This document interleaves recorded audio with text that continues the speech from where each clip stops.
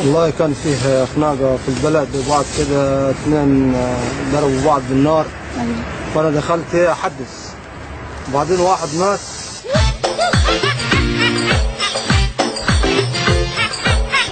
أعزائي المشاهدين، أهلا ومرحبا بكم في أولى حلقات برنامج رجولة في رجولة. نحب نتعرف اسم حضرتك؟ أنا سميع عبد العاطي عطية. ممكن تعلي صوتك شوية؟ سميع عبد العاطي عطية. عايزين نعرف أهم موقف حصل لك في حياتك. أنا راجل ابن بلد. مرة كنت ماشي قصاد قهوة ولقيت ناس تتريق عليا، دخلت جوه قلت لو كان في راجل يطلع لي.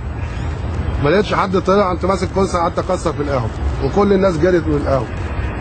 كنت قعدت اكسر في النصبة حتى يعني إيه النصبة؟ النصبة بتاعت الشاي.